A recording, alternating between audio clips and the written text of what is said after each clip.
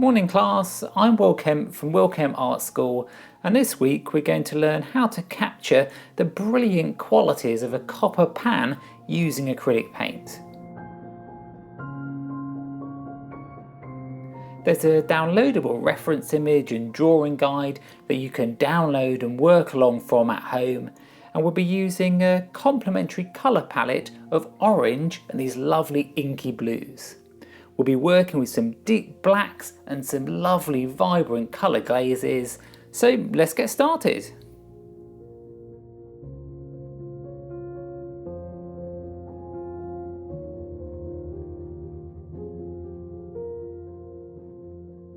For painting our colour ground, I'm going for a warm umber.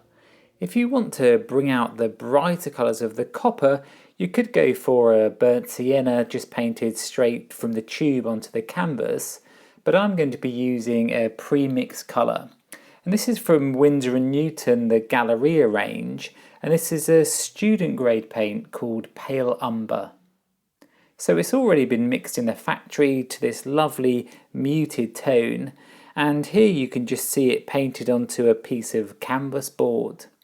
It's got this great neutral tone to it with just a slight bit of warmth, which means that when we paint it over these sienna colours, it's going to work well, and because of the neutrals, all those lovely warm reflections will still shine through. And it's going to easily be covered over by the darker paints on top. So you can see how liquid this is, straight out of the pot.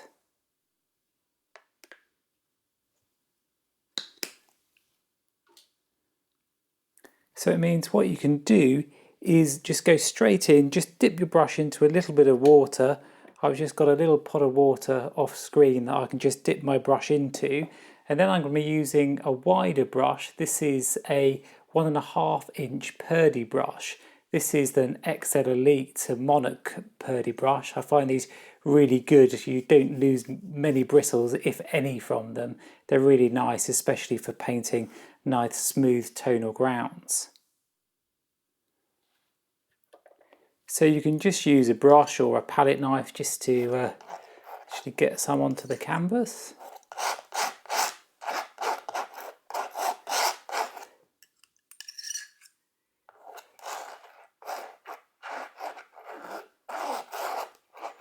You see how that when I'm moving the palette knife over, you can still see the white underneath of the canvas. It's still got a nice liquidy feel to it, straight out of the tube.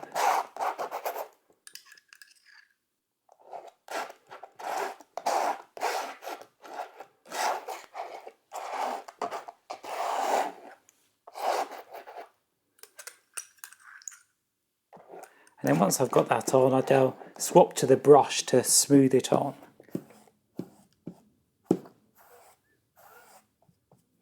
So you can also paint the edges of your canvas so that you get rid of the white on the edge as well.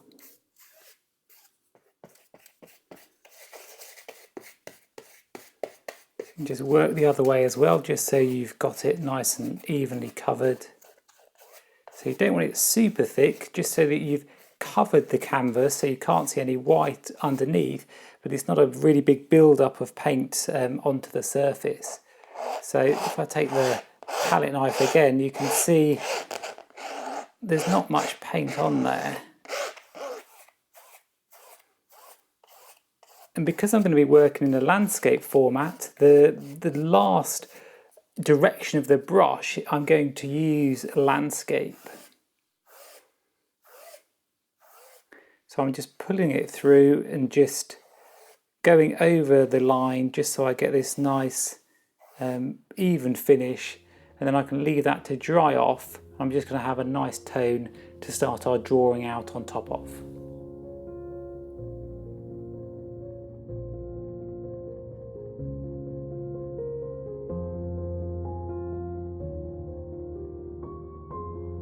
So now the coloured ground has all dried off, so we can start to do a very basic drawing underneath to then build the painting on top of.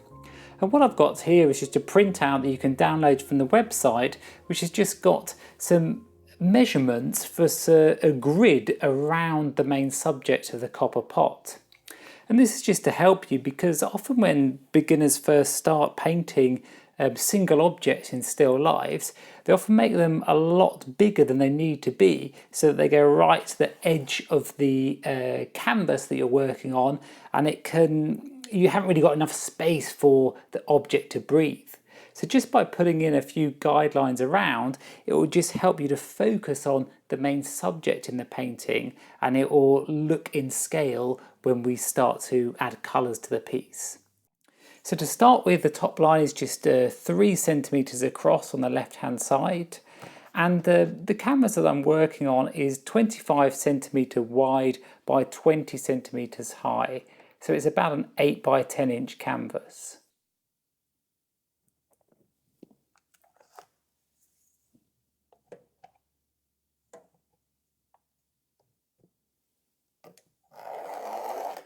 I'm using a 3B pencil. This is a Staedtler Mars Lumograph. And I've got another 3 centimetre at the bottom.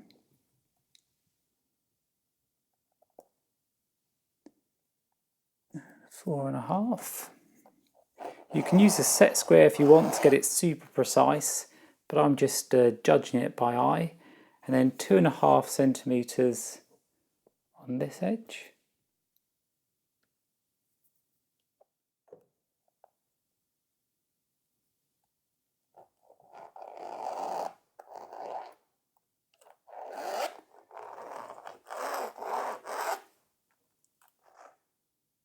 So for these lines, the 7 and the 8.5, I only really need these on the right hand side. So the right hand side for this part here of the handle, and the left hand side for the 8.5 for the top of the actual pot.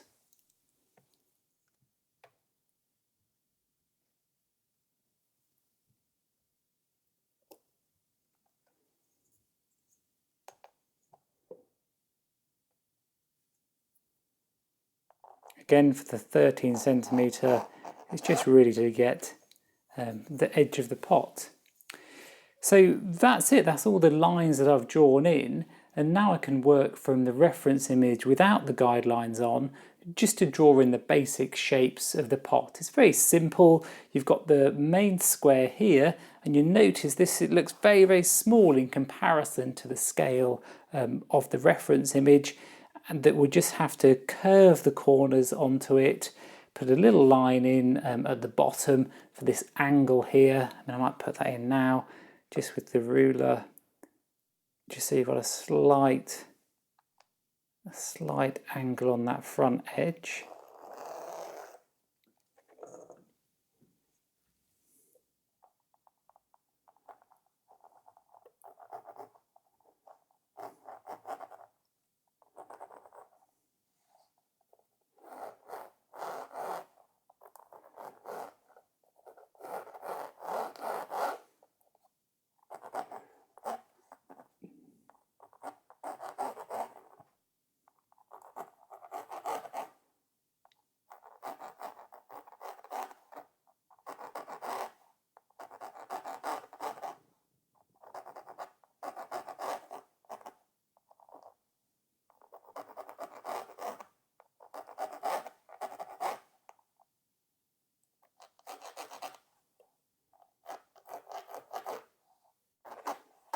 So I'm continuing this line here, imagining if it goes right the way through so that it connects on the other side.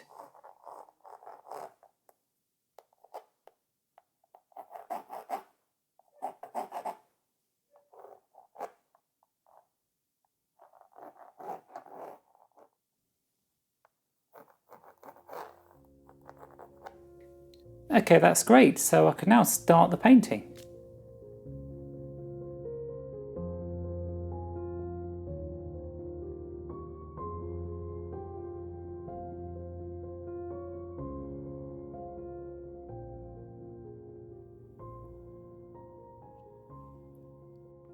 So the first colour I'm going to start with is the carbon black. This is from Golden Acrylics.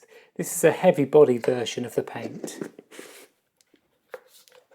And to start with, all I really want to do is just take out this lighter tone and just get some dark in there so we can start to judge the rest of the values in the painting more easily. So I'm using a size 6 Isabey Acrylic brush. You can use a bigger one if you want to start with, just to block in the background. But this will just, I mean, any brush will do, it's quite a small painting to work from. So I've got a little bit of water onto my brush, not much at all, just kind of dipped it into the end of the water so you can see there. And then I'm just going to paint that over, just to give us some black to work against. And when it starts to get down further towards the pot and it gets a lighter tone, I can add a little bit more water or not press as hard, so I just get more of a smoky grey. See how it goes a bit grey there when it has the water content to it, just so it's not as intense.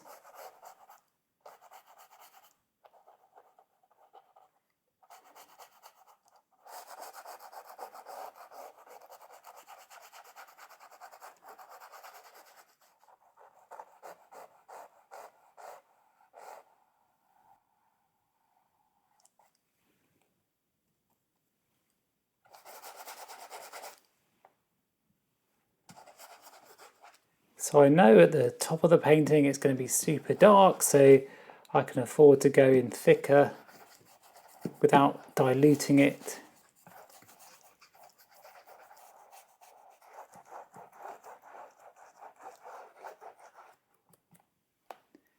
So now I'm just again dipping it into a little bit of water so it's not as intense. And this is where that lighter ground can start to help, just to, by painting the background, by painting the space around the handle, we've created the shape of the handle because we've already got that lighter tone underneath it.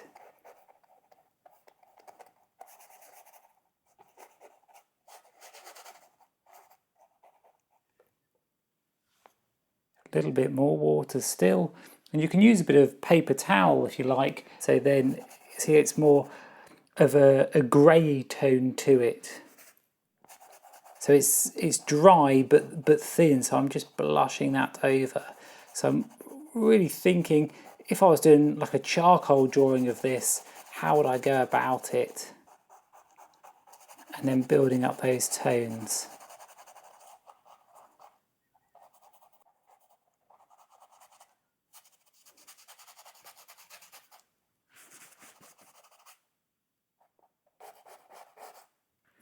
So I'm just breaking these edges here where I went around it. What you don't want to have is like an outline around the outline. You want it so it's brings a shape out, but it's more like a broken edge. So say if I make it dark there, I've got a darker shape and then a little bit of a lighter tone and then another darker shape. It's not one continual, just black outline around the whole of the piece. So again, you can afford to go thicker at the very bottom.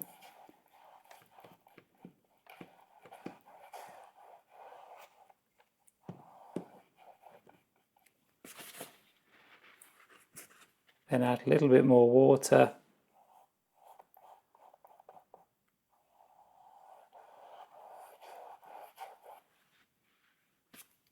As you move up the painting.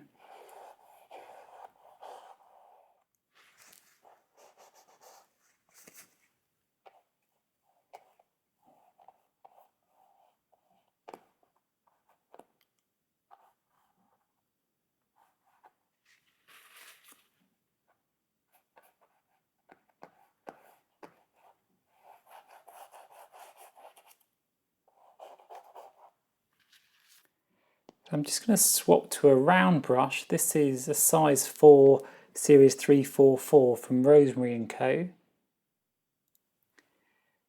Just for this very, very dark area that's going to be on the bottom of the saucepan.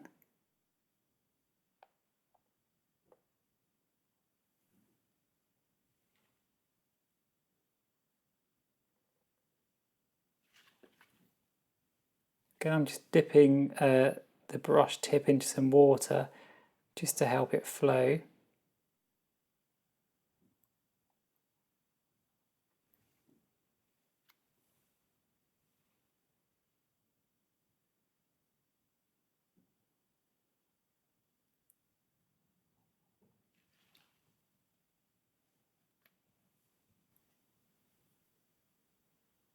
Just look for any really dark areas. I've got a bit on the edge on the left hand side.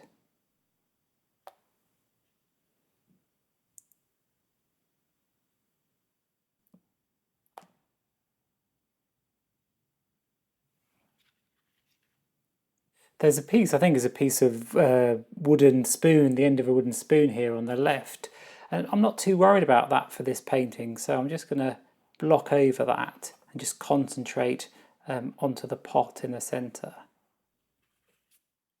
Now the background has been painted in, it's easy to judge the tones of the copper. And because the pot has this nice orange warmth to it, for the next stages of the painting, I'll be using a burnt umber. And this will give us a contrast between the main subject and the cool blue of the background.